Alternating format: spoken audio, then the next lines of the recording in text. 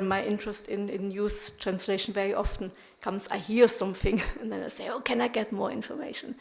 BBC News Tonight had an interview with Chancellor Merkel, so I was watching it on the news in the evening, and you could see she was there talking to Gavin Esler, a journalist, and normally you don't really hear the voice of the politician, so you hear the first words, then you hear an interpreter's voice, and then you could hear her last words again.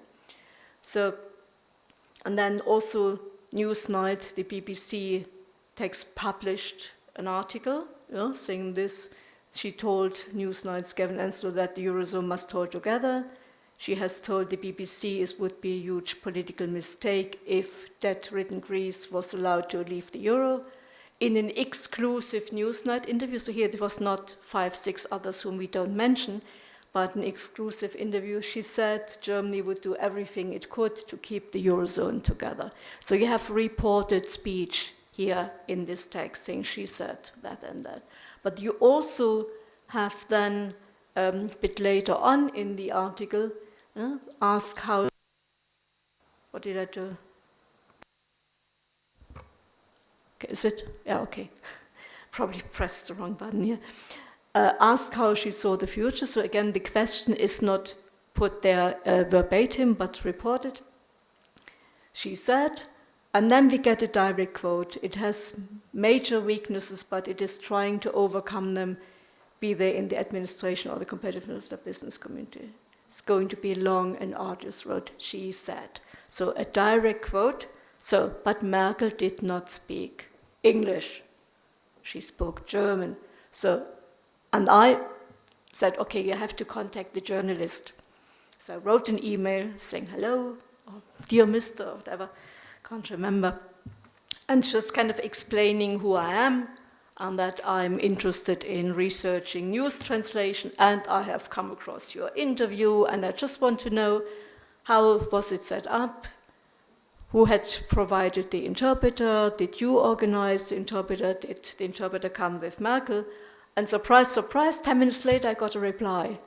So which was really something which happens very, very rarely. I once wrote to David Cameron, the British Prime Minister, when I saw on the website, because also transcripts of press conference, everything in English, and then there was one where you also had the German version, and then I saw one where they had an Arabic version. So I wrote, please contact the Prime Minister, so a link you can have, so you can send your email there from this central link. Then you get a message back, it has been received. Somebody will answer you shortly. Nothing. And then about 3 months later, I got a letter, a proper letter from Downing Street. Huh? So totally forgotten what I wanted. And there was a letter written by some secretary saying, oh, this is your question. We do not translate for the Prime Minister's office. Please contact, and then the foreign office, they sometimes use translators. We do not translate here. So, okay, but this text must have come about, somebody must have done it. It was interesting to see the answer. So I got an answer from Gavin Esler. This was the answer. So the Kanzleramt, so the Chancellor's office, had provided Frau Merkel with a translator, or rather an interpreter, which is good, so he knows the difference between translator and interpreter.